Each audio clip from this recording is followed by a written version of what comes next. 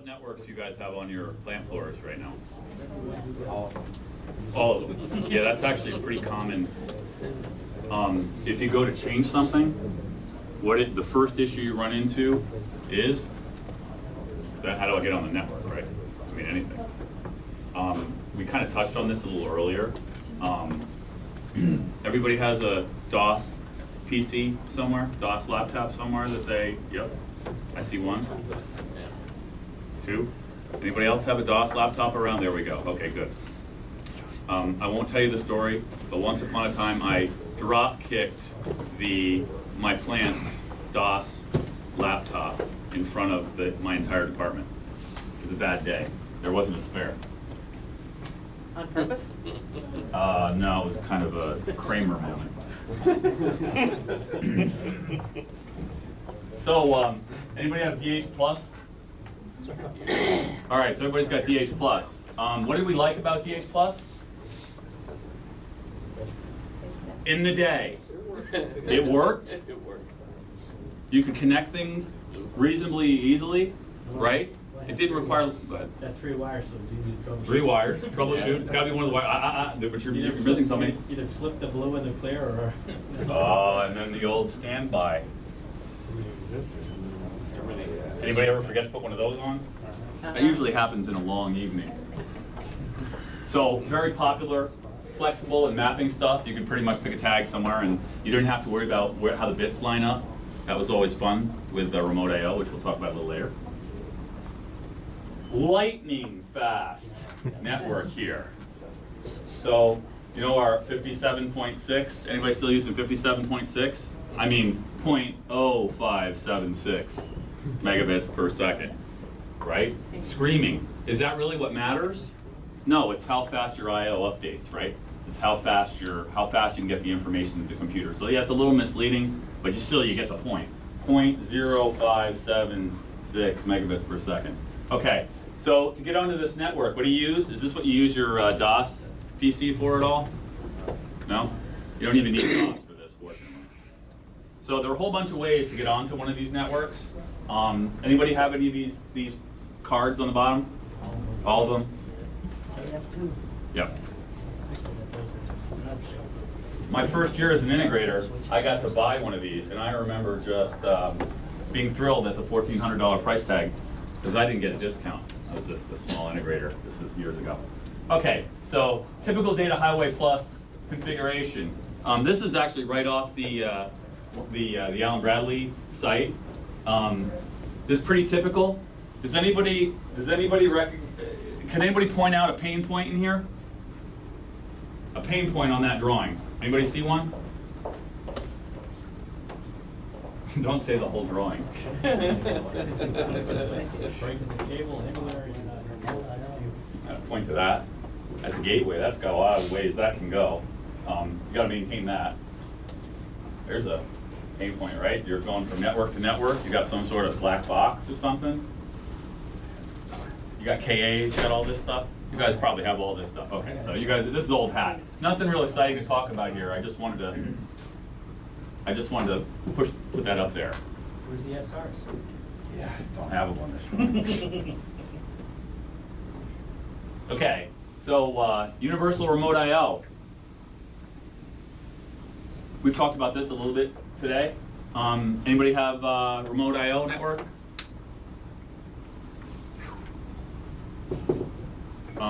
As Will mentioned a little earlier, the hardware is getting really challenging on this one specifically. The interfaces, so keep those DOS laptops around. So remote I/O, biggest issue, I mean again, convenient. We don't have a lot of extra hardware, just daisy chain things. Again, screaming speeds. I mean you can go a reasonable distance. Is anybody going 10,000 feet? What's the longest run you have in any of your facilities? 50 feet? 1,000 feet? Anybody using any, well, on the DH Plus networks, did anybody use any fiber or anything like that? Anybody have anything like that? Nope. Nope. So it's just everything you were doing is blue hose. Okay. So PC network access. Any issues with this, Will? 1784 PKTS? What would be the issue? Can't hook it up. Okay. So that's your Allen Bradley PLC specialist giving his vote of confidence to this network. If you have this, we really do need to talk.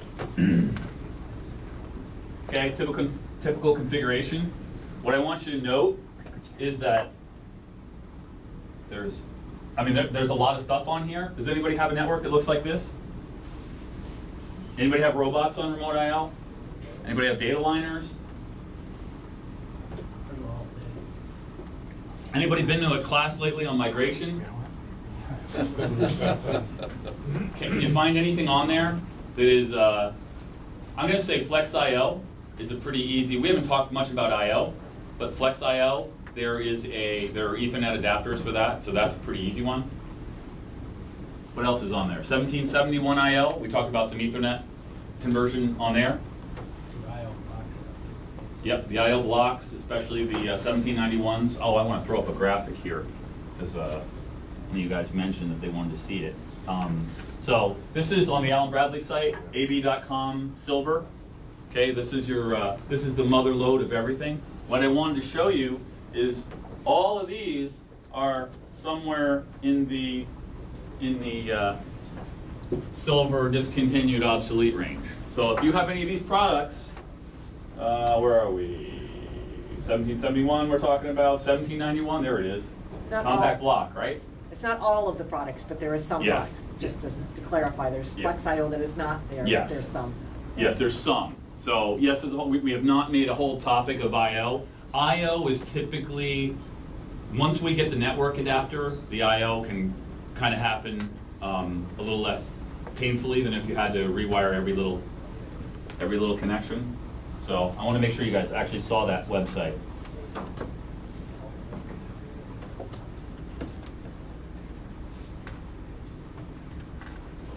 DH485, anybody have that around? Everybody.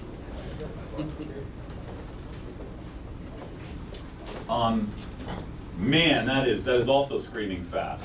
Okay, again, very convenient. PLC HMI, PLC to PLC, PLC to PC. Anybody have a 1747 PIC that still works? Yep. I've got two of them in my basement somewhere. I think one of them survived the flood, actually. I got 4 in the cabinet. Yep. You got to be careful. There were some XP. What was it? Service Pack 3, where it. Nothing past the Service Pack 3. Yeah, with Service Pack 3 was the. Yeah. So yeah, we got a lot of angry phone calls when that actually happened. So that was part of a Microsoft thing. So one of the things you see in common with all these legacy networks, our number one pain point, besides the fact that the hardware is really old and clunky and hard to deal with, our number one pain point is, hey, we still got to support this. How do we plug in? I mean, that is all of a sudden an issue. Don't drop kick your laptop.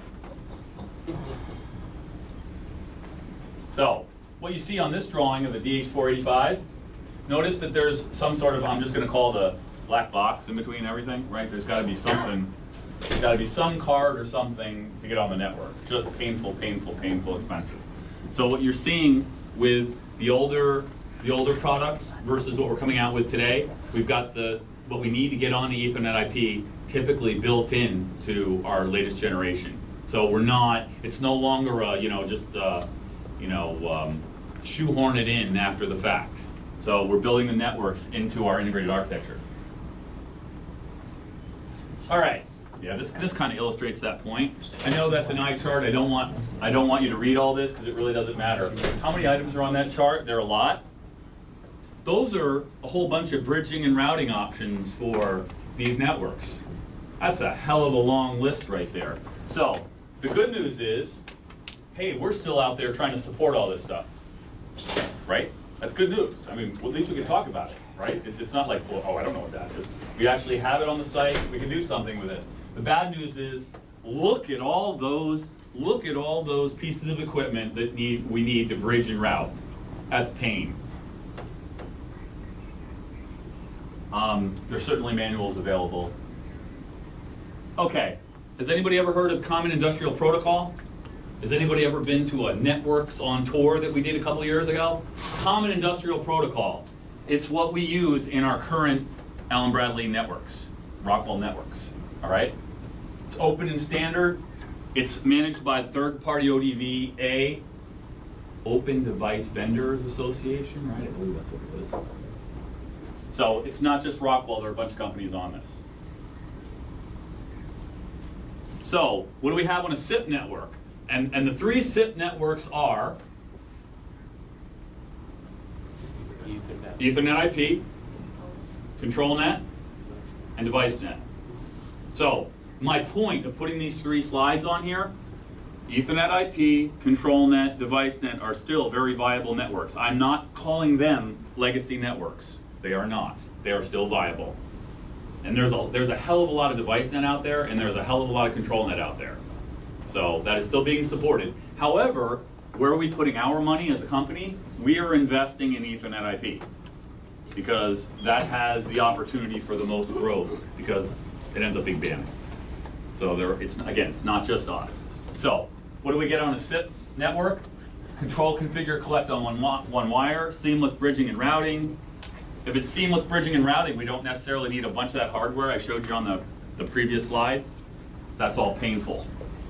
It's open standard, it's established, it's been around for a while, uses a common protocol, so if I jump from Ethernet to ControlNet to DeviceNet, I don't have to be bothered by it as a controls engineer, it just happens in RS links. We got a bunch of different topologies and capacities, and it's the premier integration into our family of controllers. Premier integration. We've taken it so far that if you use our Stratix 6000 or 8000 switches, these are Ethernet switches, we can actually tell the switches themselves report into Logix what's going on the network. So you've got a shot of knowing that something is going to go wrong before your whole network goes down. All right, so we mentioned control, configure, and collect in one wire. In our legacy networks, that's pain. So one network for all the devices. Again, you could look at Ethernet, ControlNet, and DeviceNet as one network. I would argue that Ethernet IP will be within the next 5 years pretty much the only one you're going to be using often. Okay, so we talked about seamless. There are a few seams here. Is that a seam? That's a seam. That's a seam. That's a seam. This is not a seamless network. Okay, again, common industrial protocol, one protocol across 3 networks. Look at that animation. I did not make that. Okay, open, standard, and established. There are a whole bunch of companies that use this. This is old. This slide's like 4 years old, but 12 million CIP nodes shipped. That was 4 years ago, so it's probably at least 4 times that. Common protocol. It's a common protocol for all these networks. That's too detailed. I shouldn't do this. Choice of topology and capacity. DeviceNet, ControlNet, Ethernet IP. Basically, you're getting different options. You're getting the same data across. I would argue that Ethernet IP has the highest bandwidth and is the way to go long term. So we're going to talk about Ethernet IP. So first message: ControlNet and DeviceNet are going nowhere. They're viable today. You can still use them. You're not going to have trouble supporting them. We're actively supporting them. Not that we're not actively supporting DH Plus and Universal Remote I/O and DH485, but we actually still have new products coming out with ControlNet, DeviceNet, and Ethernet. Okay, so Ethernet IP, one standard network. So we've got a whole bunch of partners. This is where, what's the worst network anybody's ever had to work on as far as technology goes and lack of understanding? Profibus. Oh, thank you. Give him something for that. Was there any specialized training or knowledge or? It works. Yep. So, bottom line, one of the things you get when you start using Ethernet is, now this can be a good thing and a bad thing, and we often talk about network convergence, where the IT world and the production world are starting to become synonymous. IT is needing to push its way more and more onto the plant floor as we develop the Ethernet technology. Not every IT department, is on the plant floor, there need to be specific limits, but we can actually have that discussion. We have a partnership with HESCO. We actually co-develop products with HESCO. So if you guys ever get in a situation where you're trying to do a conversion on a plant floor that involves an Ethernet network, and IT is saying no, no, no, no, or whatever, we need to talk, because we can actually go from point A to point B. We actually have products that they are familiar with. So they will give you the information you need in your control system, and they can see what they need to see from wherever they are. So Ethernet is a very powerful network. So again, standard unmodified Ethernet is what we use. It's the same thing you use in your home. Got a lot of things that it can do. We can do some very high speed things that you can't really do on device net and control net. I mean, like very high speed. I mean, if you're going to do a, let me find a really good example of that. Let's say you want to synchronize something for a motion control application that's very fast. We can use the time, the shared time that's built into the network to make other devices communicate all into logics in a very fast fashion, so that you can make decisions a lot faster than you would if you were, waiting through standard I/O channels. You can actually schedule things. So Ethernet IP can connect to thousands of automation devices, commercial, industrial suppliers. All the stuff that you put on Ethernet IP doesn't necessarily have to be Allen Bradley stuff. There's a lot of other products that plug right in. I believe Cognex was mentioned. They're very active on Ethernet IP. So if your enterprise network and the internet is the same technology, what else do you get? You're theoretically, the knowledge that you don't have in your IT department about Profibus, theoretically, your IT department might actually be able to help you troubleshoot a problem on a plant floor. Now, if you have anybody local who's of some use, I think that's a pretty big deal, because those are the network experts. That's where they live. You can keep them off, because their issue is always security. Okay, so what do you want to do? You want to optimize your plant.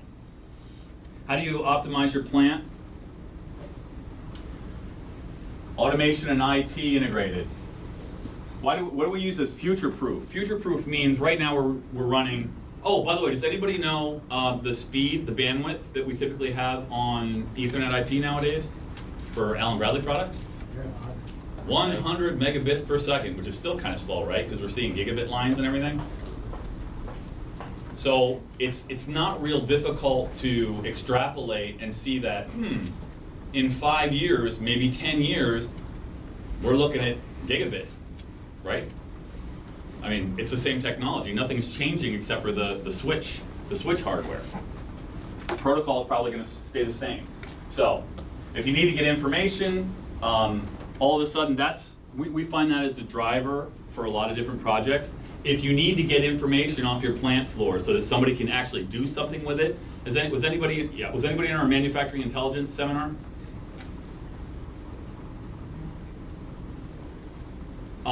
We made the case that we're seeing more and more high level, like your operations manager wants to see everything right on his desktop. Wants to be able to pull up, okay, how am I running today? How much money am I going to get? How much is my bonus today? All right? So same thing, if you're building a machine based on Ethernet IP, it's a lot more flexible. Remote access is a big deal. Security is pretty much all that IT people care about, because they'll knock down your plant floor just because there's some security issue. We need to plan for that ahead of time. So Ethernet IP, future-proof. Yeah, that can be pain. So the next generation network architectures. So this is what we have, the mess, right? Now this kind of seamless. We've got device net, control net, Ethernet IP. That is really one standard network. That is a vast improvement over Data Highway Plus and Universal Remote I/O. Where we're moving is the flat network topology, where the control system actually knows what's going on the network. So you can so you can troubleshoot problems before they happen. That's number one. Number two, if you have one network, you have one set of tools to troubleshoot and all that. It's a lot easier to integrate, a lot more flexible. It's easier to put devices on these things. So that's where we're heading as a company. So topology. For Ethernet IP, we can do daisy chain. Everybody likes daisy chain. Why does everybody like daisy chain? Because it's easy. Star configuration is pretty typical. We can mix and match topologies, and device level ring will allow us to have some redundancy built into our network. Redundancy for a network is very critical if we have a huge amount of drives, or drives could be standard drives, drives could be servo drives. So there are a whole bunch of topologies that work with Ethernet IP. It's the most flexible. All right, so the SIP advantage. We can put motion, safety, process, information all in the same network. It's Ethernet IP. Again, bunch of companies. We support it on standard network. Now, I heard, are there any questions on networks? If you've got remote I/O, we need to talk.